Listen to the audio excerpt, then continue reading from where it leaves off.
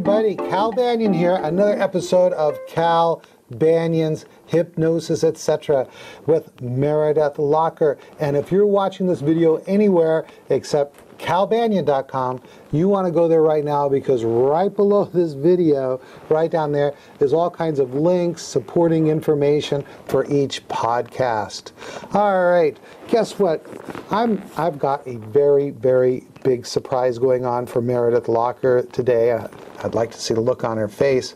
But let me tell you about Meredith Locker. She's a professional. She's a 1%er in the field of hypnosis. She's a dog lover, a brainiac, an adventurer, someone that's just going out there every day, changing people's lives with hypnotherapy. And I've got something very special, a gift for her today. She doesn't know it, but here I come. Let's see what happens.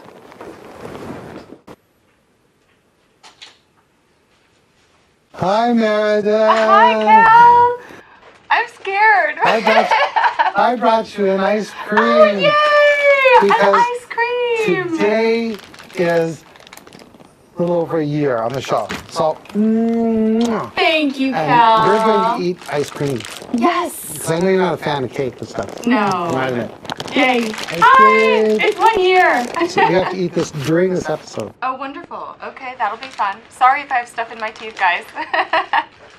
Yay! Yes, it has been 1 year together. I'm not quite sure if you guys know who Cal is. I'm pretty sure you do, since that's why you've tuned in. But Cal Banyan is definitely the 1%er. He is the ultimate, the epitome of 1%. He is the creator of 5th Path and 7th Path self-hypnosis.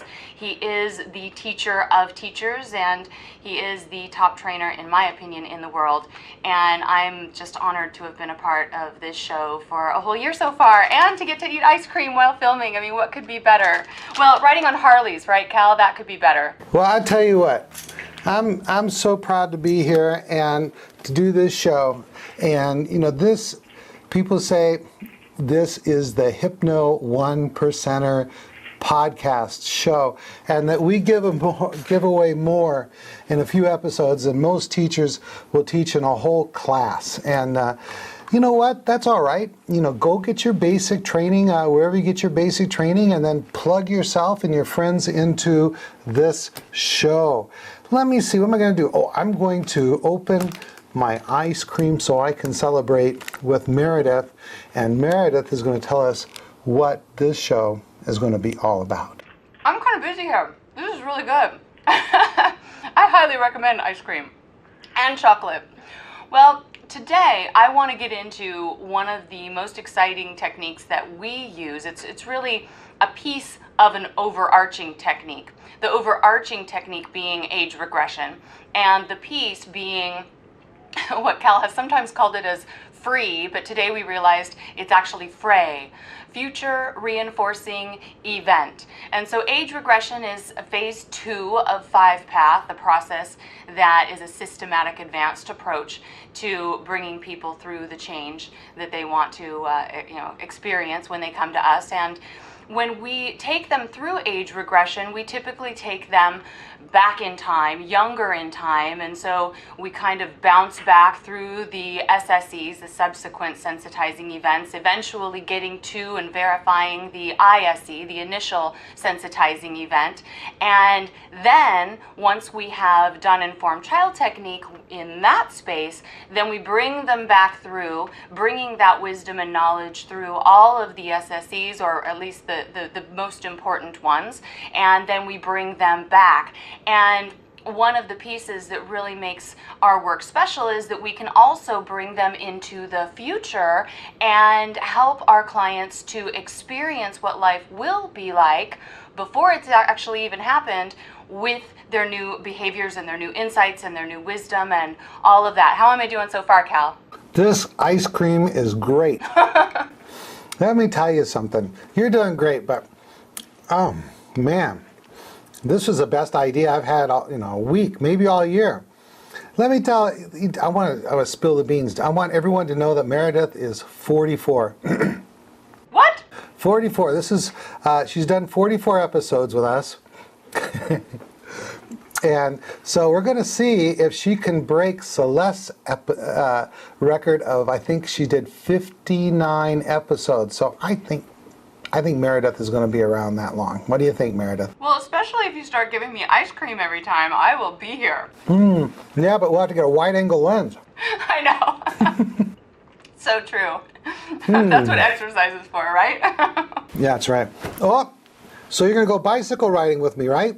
Well, I'm actually liking the Harley idea better these days. Not that I'm not digging the exercise, but I don't know. I think you've struck something in me with that, Cal. Hey, you know what is a lot of exercise? Running out of gas on your Harley and pushing it to a gas station.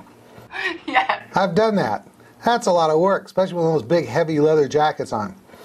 But then that's why you bring the gal around on the back to help push you to the gas station. Oh, that's what she's for. I understand now. I always wondered. All right. Hey, so we're talking about FRE. FRE. Or FRE or free. And, you know, we talked a lot on this podcast already about age regression. And when someone experience age regression, what they do is they revivify, to relive an event from the past. And it's really a reality check. You take that person back to the past and have them relive an event and find out, you know, is those perceptions, were they based in reality? Are they generating beliefs and emotions that are you know, really serving them and are based in reality? So in FRE, or FRE, or free, whatever you want to call it, this age progression work. And what we're going to do in that event is we're going to have them pre-vivify, kind of a word I made up, but means live in advance. Because what it does is it creates an expectation in the mind. And people tend to experience in their lives what they expect to experience in their eyes. So in addition to just direct suggestion work, like I've talked about the segue, how we will, after we've had them have the insight in the past, have them attach the new suggestions that they're going to receive to those insights. So for example, now that you've had this insight, you're going to be able to accept this suggestion more powerfully than ever before, and then you give them the suggestion. Well, in addition to that, having them pre-vivify, to go into certain probable events in the future, is a very, very powerful thing. What all do you want to cover about that today, Meredith? Well, I kind of want to get into a little detail because in theory it makes perfect sense, and it's really, you know, part of the nuts and bolts of what, especially people who work with athletes, you know, any kind of maybe speech work, you know, someone who has fears of speaking, public speaking, you would usually use this kind of a technique, but, you know, obviously it can be used for anyone with any issue, and you know, somebody who's trying to lose weight, being somewhere in the future experiencing the slimness that comes, you know, with that weight loss, and experiencing the control of eating. Maybe not the best time to be saying that right now while I'm eating this ice cream, but experiencing the ability to eat this ice cream and then stop at that. And that's very powerful medicine. And you know, so, but when you get into the nitty-gritty of it, there starts to become some questions like, how far ahead do I take them to be, you know, most appropriate? Do I go a week ahead, a month ahead, a year ahead? Do I go to several points ahead in time? And how to best lead them without overly leading them? And so there's a lot of questions that come up, and there's even more that I have for you, but I think I've started you off there. So Cal, how far ahead would you recommend that we go with someone? Well, you know, it really depends. I'd like to go far ahead enough to where I'm on my second ice cream. Like, that would be really great. I've got a whole box of them in the freezer. For example, it really depends on the issue that the client has come in for. If the client has come in because there is a particular event that that person is concerned about, for example, let's say the person came in because they have a fear of spiders. In the age regression, we go back, we uncover the fear, we neutralize it, we go through the SSEs, which are the sensitizing subsequent events. subsequent, I can't, I've got brain freeze from this ice cream. The SSEs are going to reinforce the change that we made in the ISC, which is initial sensitizing event, and the SSEs are the subsequent sensitizing events. We go into the future to the events that were causing my client concerns, the ones that drove the person in to see me.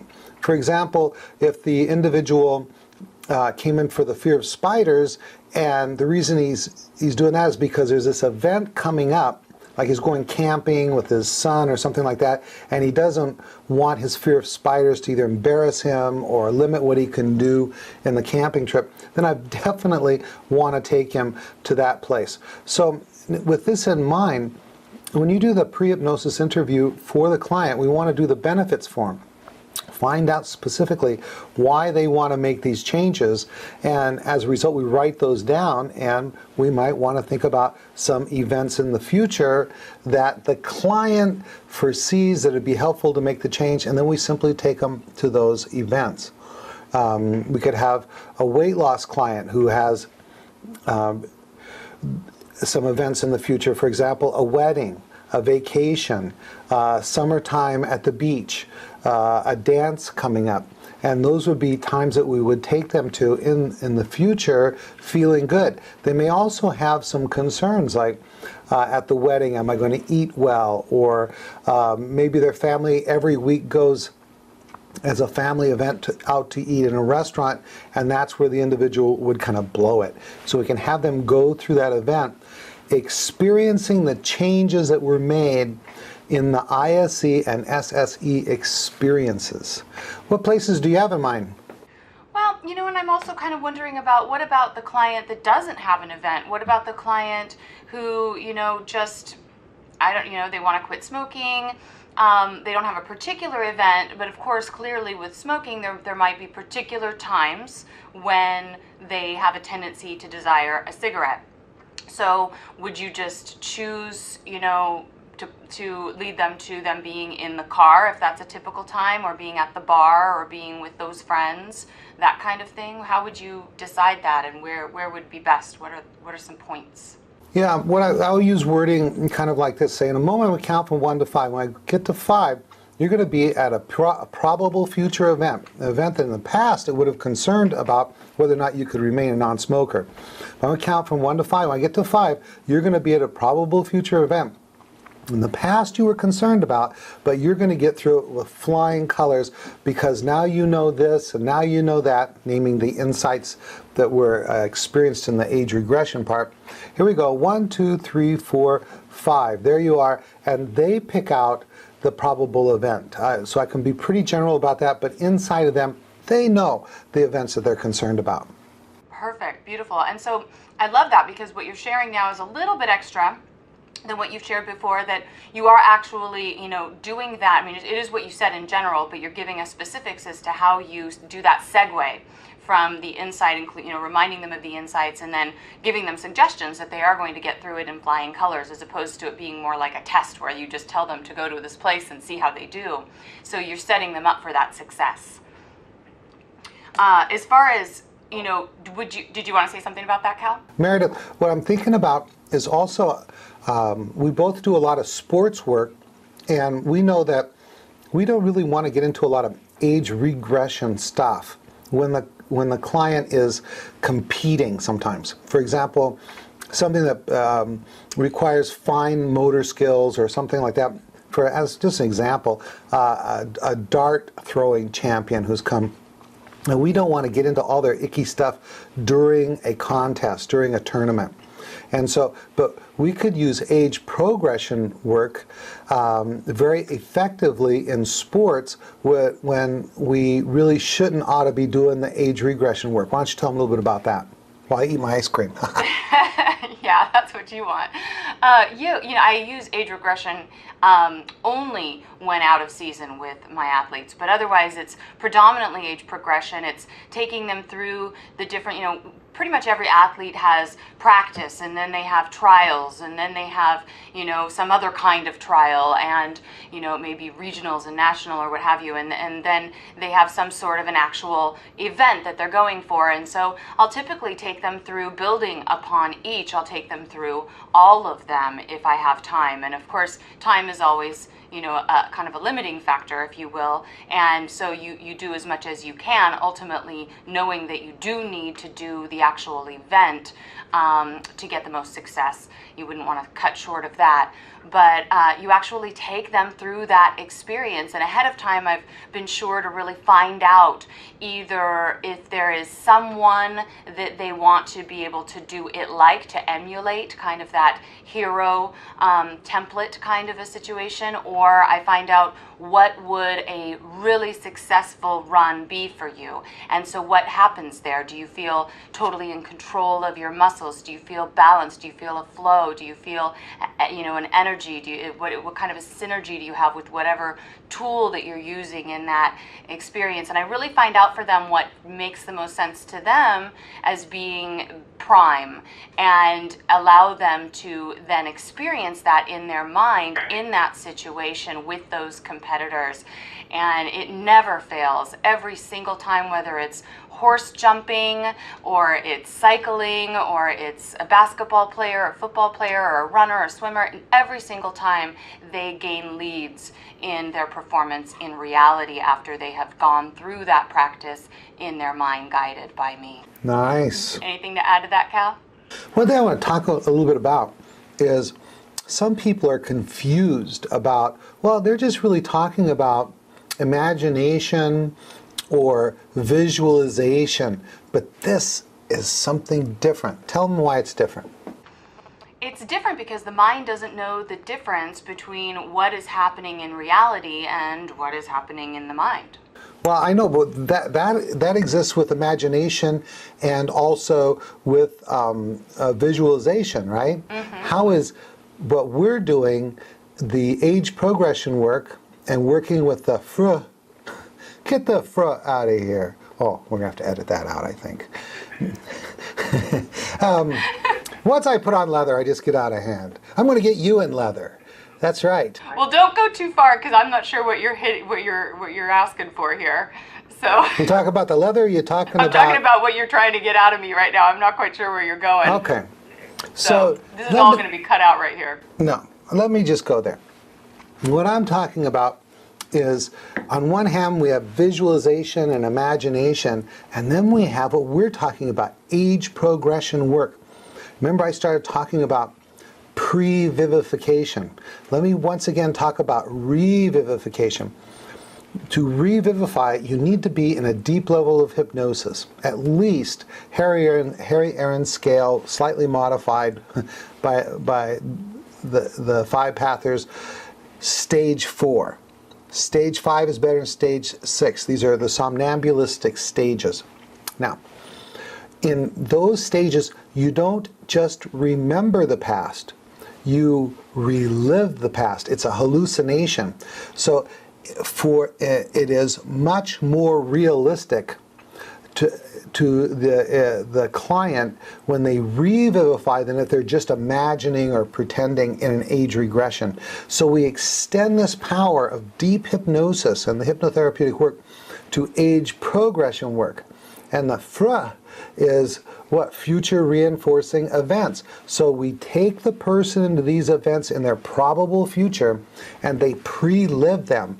And as they pre-live them, they have access to touch, taste, sight, smell, hearing, what they would believe, not just so what they're thinking in those future events, what they're feeling emotionally, what they're feeling in their body. All of that stuff is now getting programmed into the subconscious mind, into the belief area, that that's how they believe their future is.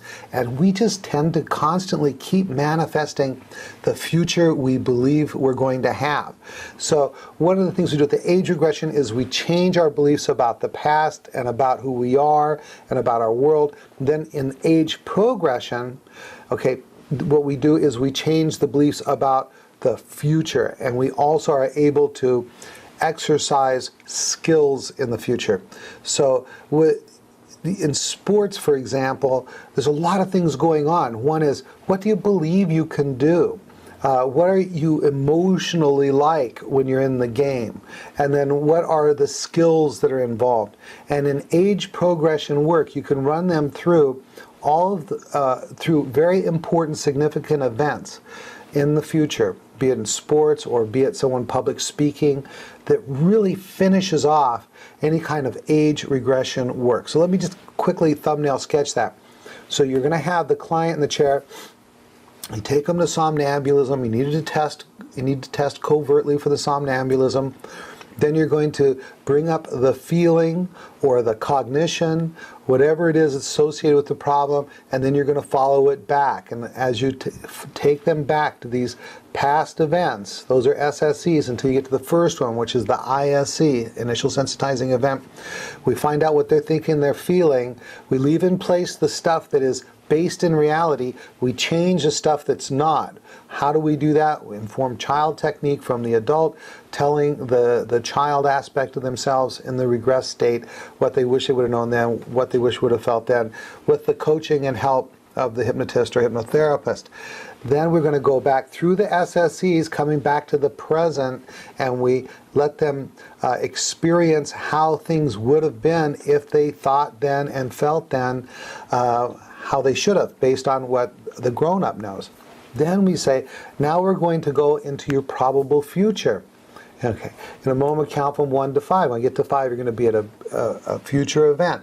Now, you can guide them, like I suggested, by saying that future event where you are going to go camping, and you're going to go there knowing everything you know now about spiders, and you're going to respond to spiders exactly the same every other normal person does. And you're going to be so proud of yourself, and you're going to have a great time. Here we go. 1, 2, 3, 4, 5. Be there. And we run them through the experience. So that's like a non-sports example. Then the sports example would be maybe one of the problems with the sportsman or woman is that they experience too much stress just before the game. And we find the source of that stress, we take them back, we neutralize the cause of the stress, we go through the events in their life that led up to now, having them re-experience those events associated with the issue, feeling being much less stressful. Why is that? Because what they think and what they feel has changed. Then we say, in a moment, I'm going to count from 1 to 5.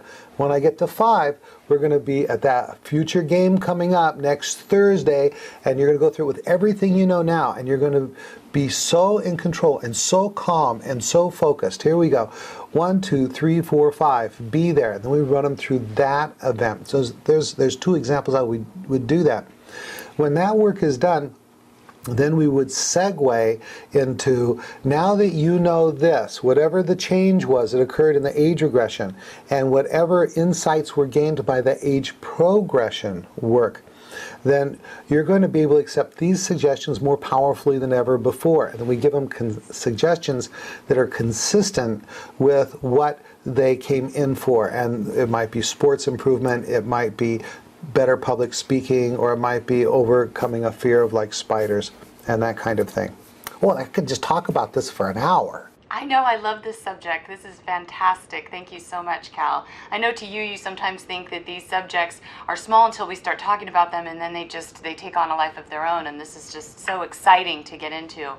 And so, my question for you next is then, so, with an athlete, it's relatively clear, when you've done enough and when they've kind of got it. But what about someone, a weight loss client who doesn't particularly have an event, or, someone just who has a general issue where you just generally want them to experience success in the future? Would you only take them to one future reinforcing event? Would you take them to 2 or 3? What would you normally do given some time?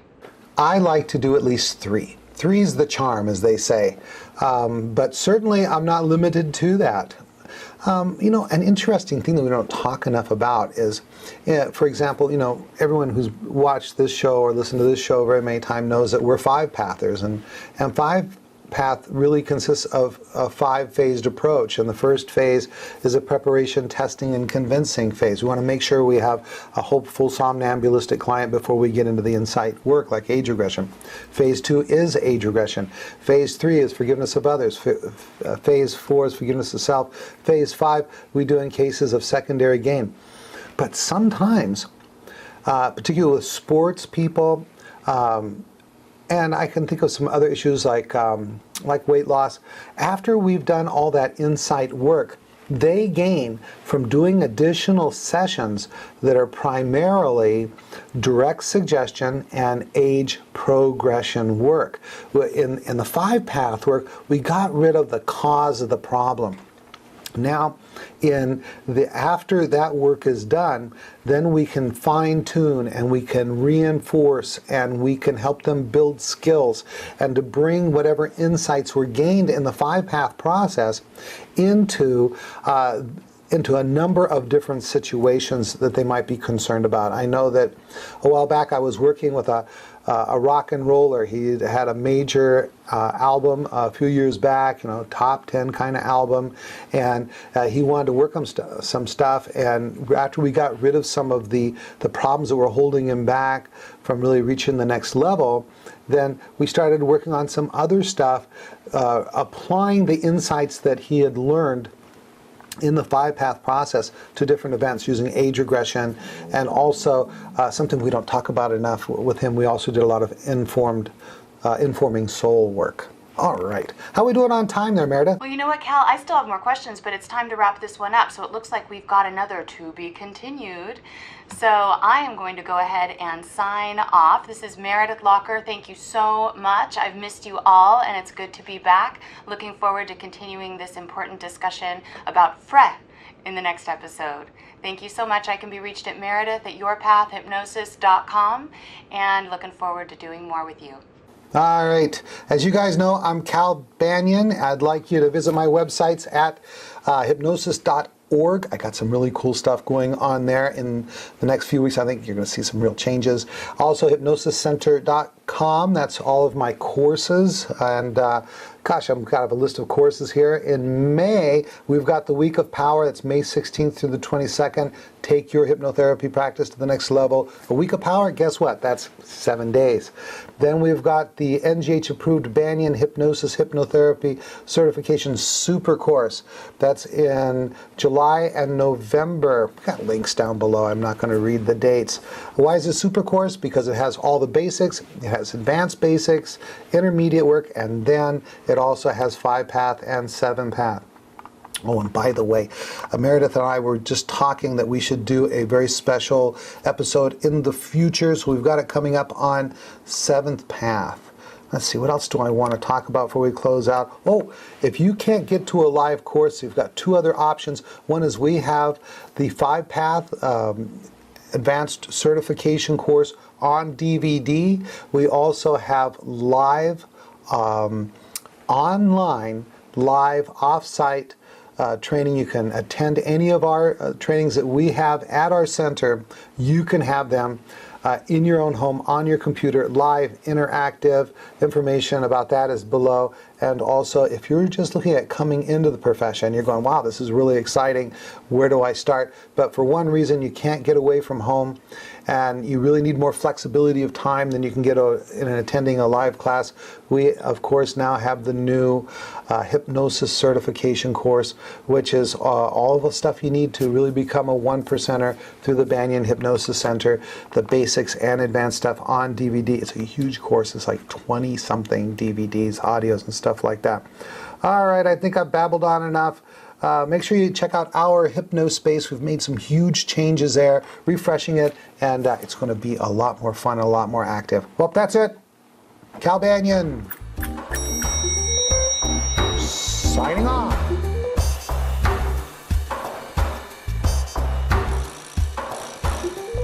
This recording is the property of Cal Banyan and Cal Banyan's Banyan Publishing Incorporated. All rights reserved, for private use only, may not be duplicated without written permission.